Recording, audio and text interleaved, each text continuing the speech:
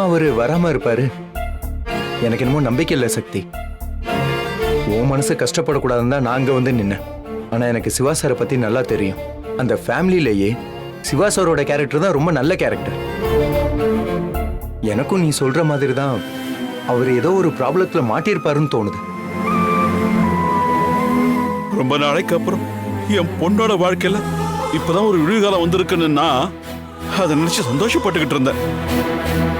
ஆனா அது அந்த கடவுளுக்கே பொறுக்கல.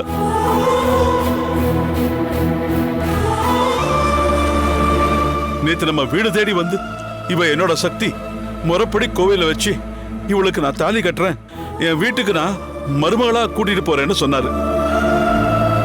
ஆனா இன்னும் வரல. என் பொண்ணை தெரிய வீட்டுக்கு வந்தாரு. நாம ஒண்ணு அவரை தேடி போகலையே. எதுக்காக கடவுள் நம்மளை இப்படி சோதிக்கிறாரு? ஆமாக்கா, அப்பா சொல்றது கரெக்ட் தான். லேட் ஆச்சுன்னா கூட அட்லீஸ்ட் ஒரு போன் போட்டு இந்த ரீசனால வர லேட் ஆகும்னு சொல்லலாம்ல. சரி, அதான் சொல்லல. நீ இத்தனை தடவை போன் போட்டும் அவர் அதை அட்டென்ட் பண்ணலன்னா என்ன அர்த்தம்? அவாய்ட் பண்றாருன்னு தானே அர்த்தம்.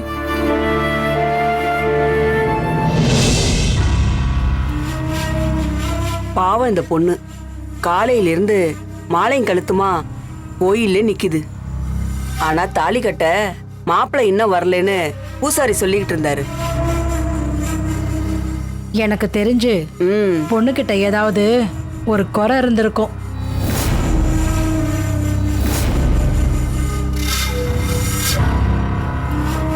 அந்த உண்மை கடைசி நேரத்துல மாப்பிள்ளைக்கு தெரிஞ்சிருக்கும்.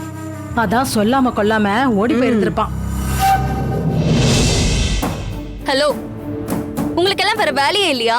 கோயிலுக்கு வந்தா உருப்படியா சாமியை கும்பிட்டு உங்க குடும்பத்துல என்ன பிரச்சனை இருக்கோ அதை சரி பண்ண வேண்டிக்கிட்டு போங்க. அதை விட்டுட்டு அடுத்த உங்க ஃபேமிலில என்ன நடக்குதுன்னு தெரிஞ்சுக்கிட்டு மேலும் பாவத்தை சம்பாதிக்காதீங்க. போங்க ஃபர்ஸ்ட். சரி வா போலாம்.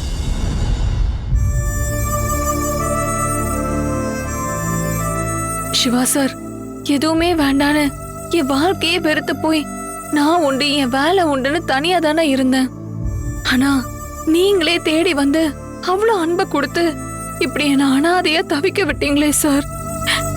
என்னோட கஷ்டத்தை வெளியில சொல்லி புலம்ப முடியல சார். மனசு ரொம்ப வலிக்குது சிவா சார். தயவு செஞ்சு என்னை ஏமாத்திராம வந்துருங்க சார்.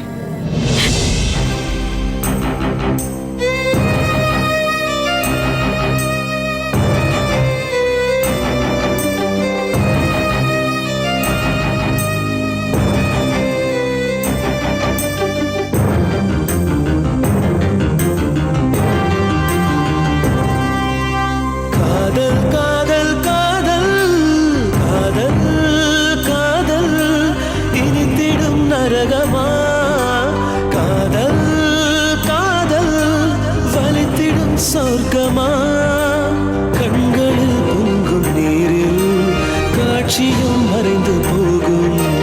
காதலின் மடியில் தானே இறுதியாய் இதயம் தூங்கும். பூவை காட்டி முல்லை விற்றாய் காதலே, தெய்வம் கருணை கொண்டால் வெல்லும் காதலே. சக்தி, இனிமே உன்னோட வாழ்க்கை ரொம்ப நல்லா இருக்க போகுதுன்னு நினைச்சு ரொம்ப சந்தோஷமா இருந்த. ஆனா இன்னைக்கு உன்னைய இந்த நிலைமையில கண்ணீரோட பாக்குறது என்னால தாங்க முடியல. ஒரு அண்ணனா நான் உங்ககிட்ட கெஞ்சி கேட்டுக்கிறேன். இதுக்கு மேல இங்க இருக்க வேணாம் சக்தி. ரொம்ப நேரம் ஆயிடுச்சு. வா, நம்ம வீட்டுக்கு போலாம். ஓடும் மேகங்கள் ஓய்வு கொள்ளலாம், மழையாய் பொழிந்தே தன் பாரம் தீர்க்கலாம். வாமா போலாம். அழுதால் கூட தீரா சுமையே காதல் தீயில் கருகும் இமையே.